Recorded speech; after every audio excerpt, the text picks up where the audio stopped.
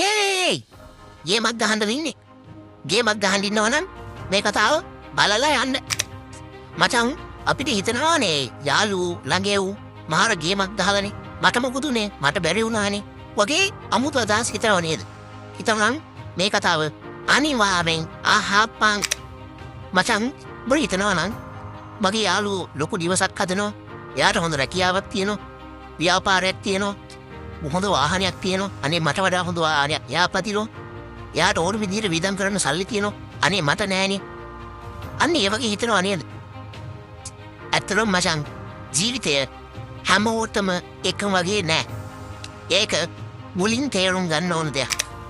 මචං හැමෝගෙම ජීවිත එකම වෙලාවේ එකම විදිහට සක්සස් වෙන්නේ නෑ. ඒ කියන්නේ හැමෝගෙම ජීවිත එක වගේ නෑ.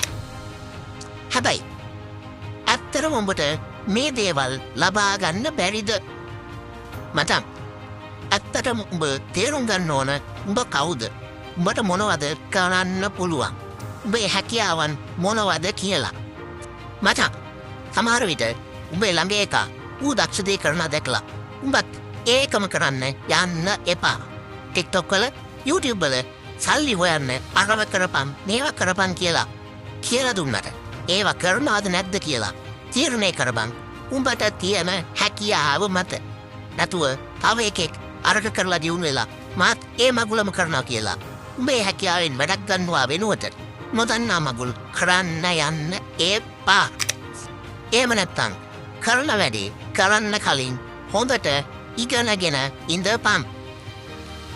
උඹේ හැකියාව තේරුම්ගෙන ඒක දියුණු කරන්න විදිය හොයලා බලලා YouTube වලින් පොත්පත් වලින් කෝසස් කරලා ඒ ශේෂ්ත්‍රය ඔස්සේ පාලයන්. දැන් ඒක හරි.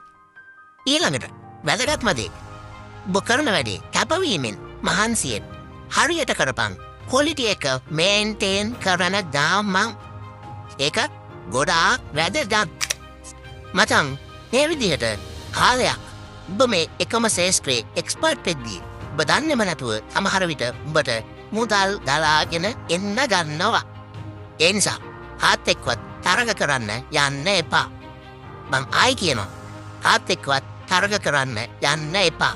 උඹේගේම පාඩුවේ උඹ ගහපන්.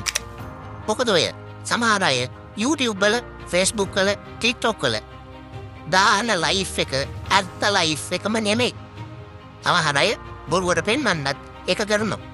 උඹ ඒ දිහා බලලා ගේම් එක වෙනස් කරන්න එපා.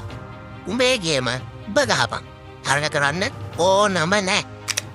අන්තිමට කියන්න දෙන්නේ අද ඉඳන් ඔබට කරන්න පුළුවන් සරල දේවල් ටික ටික පුරුද්දක් කරගත්තොත් ටික ටික දියුණුව හැටි උඹටම බලා ගන්න පුළුවන්. වැදගත් වෙන්නේ සාර්ථකත්වයට යන දිශාව මිසක් වේගය නෙවෙයි. ආයි කියනවා සාර්ථකත්වයට යන දිශාව මිසක් වේගය නෙමෙයි. හරි එහෙනම් මේ ගැන කියන්න තව පුරා දේවල් තියෙනවා. ඊළඟ වීඩියෝ එකේ අනිත් දේවල් ගැනත් කියන්නම්. එහෙනම් අද උත්තරයි. ඉතින් එන්න හැමෝටම ජය වේවා.